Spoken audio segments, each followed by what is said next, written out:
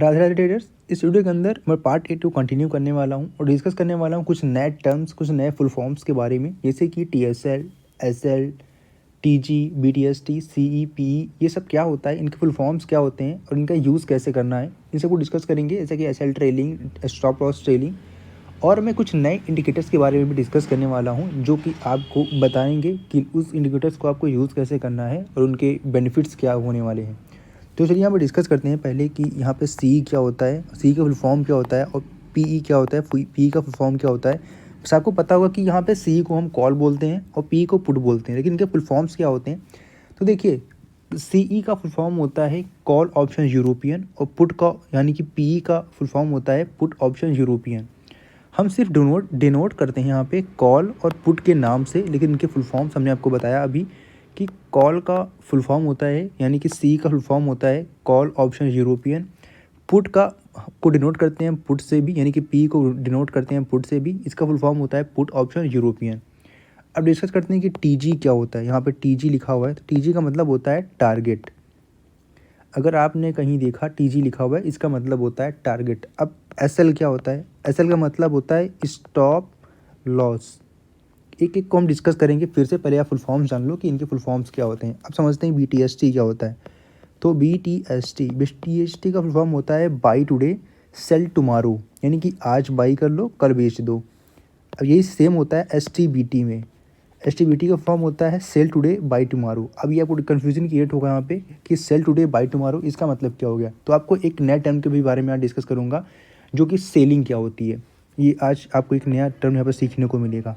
और क्या होता है यहाँ पे TSL का फुल फॉर्म होता है टारगेट SL, यानी कि टारगेट स्टॉप लॉस, इसको बोलते हैं ट्रेलिंग।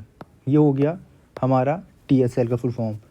अब इन सभी को वन बाय वन हम डिस्कस करेंगे कि क्या होते हैं और कैसे इनका यूज़ होता है, कैसे यूज़ करना है इन सभी चीज़ों को। देखिए, कॉल और पुट का तो आपको पता है कि कॉल को ऊपर जाती है मार्केट तब बाई करते हैं, पुट जो नीचे आती है मार्केट तब बाई करते हैं। और टारगेट हमारा क्या होता है, सपोज़ करते हैं कि किसी ट्रेड को हमने 200 रुपये पे लिया और वो 200 रुपये से हमारा टारगेट बनता है यहाँ से 220 रुपये का। हमने 220 रुपये पे टारगेट अपना सेट कर दिया है। तो जैसे ही 220 रुपये पे मार्केट जाएगी तो हमारा टारगेट यहाँ पे जो हमारा TG होगा वो 200 पे हम सेट करेंगे, 200 पे सेट करेंगे, यानी 220 पे सेट करेंगे। जैसे मार्केट 220 पे आएगी हमारा टारगेट हिट होगा, हमने प्रॉफिट बुक कर लिया। ये हो गया TG का यूज़। अगर आप पॉजिटिव में हैं और आप प्रॉफिट में हैं तो आप यूज़ करेंगे TG का, यानी कि टारगेट का। अपने ब्रोकर, जो भी आपका ब्रोकर होगा उस ऐप के अंदर आप TG का यूज़ करेंगे, यानी टारगेट का। जैसे आपको टारगेट मिलेगा आप वहाँ पे बुक कर लोगे प्रॉफिट। अब क्या होता है SL, यानी कि स्टॉप लॉस क्या होता है। तो देखिए, जब आपने सपोज़ 200 रुपये की ट्रेड बाई करी और 200 रुपये से मार्केट नीचे आने लगी, तो सपोज़ आपका स्टॉप लॉस 180 का है। तो जैसे ही 180 पे आएगा आप अपना SL लगा दोगे, यानी कि स्टॉप लॉस लगा दोगे, तो मार्केट नीचे की तरफ आएगी, लॉस बुक कर लोगे।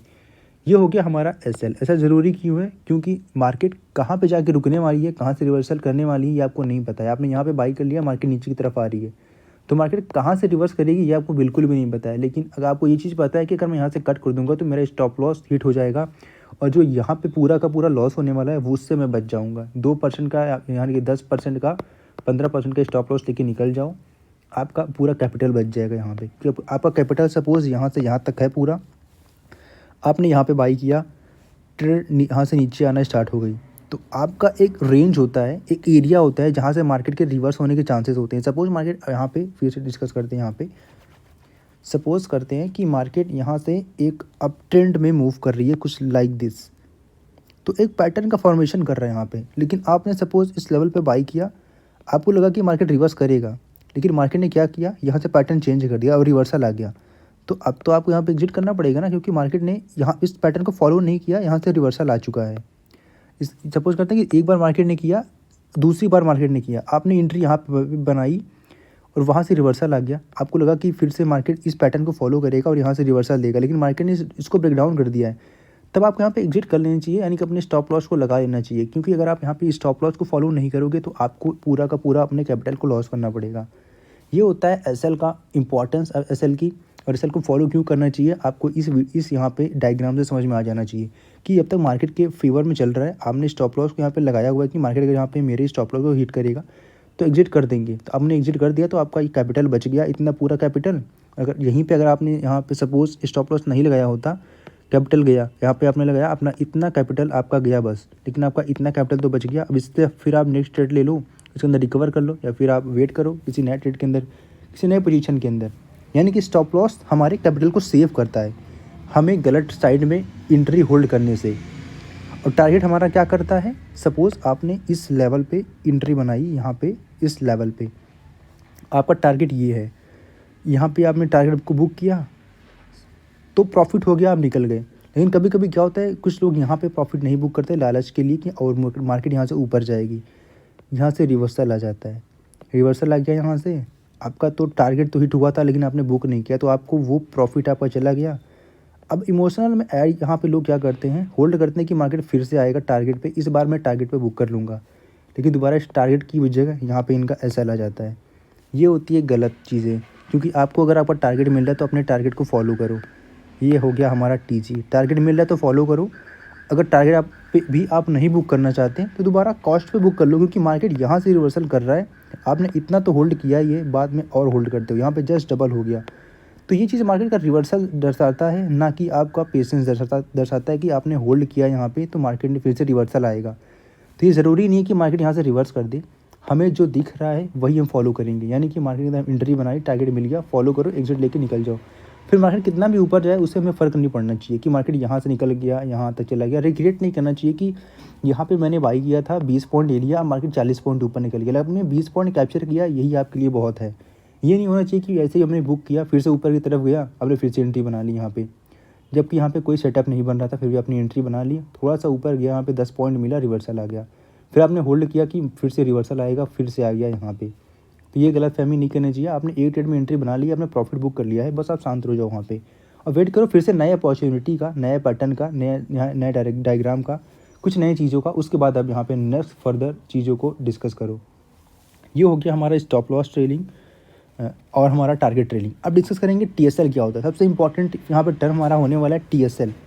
इसको समझना, जो समझ गया वो पोजिशनल ट्रेड को होल्ड कर सकता है, बड़े बड़े टारगेट ले सकता है। टीएसएल, इसको ट्रेलिंग करना जो समझ गया वो सब कुछ समझ लेगा। देखिए सबसे पहले इसका फुल फॉर्म क्या होता है, टारगेट एंड एसएल। इसके नाम में इसका छुपा हुआ है कि सारी चीज़ें, यानी कि सपोज करते हैं कि किसी ट्रेड के अंदर हमने इस लेवल पे एंट्री बनाई, यानी कि इस ट्रेड के अंदर हमने 200 पे एंट्री बनाई। ये 200 से हमारा फर्स्ट टारगेट था 220 का, 220 का हमारा टारगेट था फर्स्ट। हमने 220 पे हमें बुक नहीं करना है, आपको 220 पे नहीं बुक करना है। मार्केट 200 से 25 तक आ गई, सपोज़ आपने यहाँ पे 220 पे बुक नहीं किया और आ गई है 225, तब आपका यहाँ पे आप सपोज़ अब आपका टारगेट तो हिट हो चुका है और टारगेट के ऊपर मार्केट चल रही है, तो आपका अब यहाँ पे स्टॉप लॉस फॉलो नहीं करना है आपको। यानी कि आपका स्टॉप लॉस यहाँ पे है, आपका टारगेट यहाँ पे है, आप अभी चल रहे हो टारगेट के ऊपर, 225 पे चल रहे हो, आप 225 पे चल रहे हो। अब आपका जो एसएल है, यानी कि एसएल है, अब आपको इसको नहीं फॉलो करना है, अब आपको फॉलो करना है यहाँ पे अपने टीएसएल को। यानी कि अब ये हो गया आपका अब आपका जो यहाँ पे टारगेट था वो बन गया आपका टीएसएल, यानी कि टारगेट का एसएल। अगर मार्केट 225 से रिवर्सल करती है तो आपका जो 220 का टारगेट है वो बन जाता है हमारा टीएसएल। कुछ ब्रोकर्स के अंदर हमें ऑप्शन मिलता है टीएसएल का, यानी कि आप सपोज 200 पे बाई किए और आपकी ट्रेड चली गई 230 रुपये, आप कोई भी यहाँ पे 230 के नीचे कोई भी यहाँ पे नंबर चूज़ करके डाल सकते हो कि हमें उतने अपने पॉइंट्स को सेव करना है। ये सेव करने वाली चीज़ जो होती है वही हमारा होता है टीएसएल इन दैट सेंस, यानी कि हम कितने पॉइंट्स को अपने सेव करना चाहते हैं। यानी कि हमने 200 पे बाई किया और हम चाहते हैं कि मार्केट चल रही है यहाँ पे 230 पे, हम चाहते हैं कि हमारा 20 पॉइंट सेव हो जाइए, यानी कि 220 पॉइंट हमारा सेव हो जाए, तो आप टीएसएल लगा लो 220 पे। और जैसे ही मार्केट यहाँ से रिवर्स करेगा 220 पे आपका बुक हो जाएगा, और मार्केट यहाँ से और ऊपर जाएगी तो अपने इस यहाँ पे टीएसएल को और चेंज कर लो, यानी कि 250 चली गई मार्केट यहाँ से, तो आप अपने टीएसएल को 240 कर लो। और अब यहाँ पे आपका 240 यानी कि 40 पॉइंट सेफ है, आप 10 पॉइंट के अंदर रिस्क ले रहे हो। यानी कि अगर आप रिस्क लोगे तो प्रॉफिट मिलेगा। और रिस्क आपको कैसे लेना है, टीएसएल को लगा के रिस्क लेना है। ये नहीं कि मैं होल्ड कर रहा हूँ यहाँ पे 220 का, जैसे नीचे आएगी उसके बाद मैं एग्जिट करूँगा, फिर आपको इमोशनल आएगा और इमोशन की वजह से आप और होल्ड कर लोगे। लेकिन आपको अगर इस चीज़ को फॉलो करना है तो आपको एडवांस में टीएसएल को लगाना है। टीएसएल को लगाओगे तो आप होल्ड कर सकते हो ईजिली और बड़े बड़े टारगेट्स को फॉलो कर सकते हो। कैसे फॉलो कर सकते हो उसे भी, उस डायग्राम को भी एक बार समझ लेते हैं यहाँ पे लिख कर।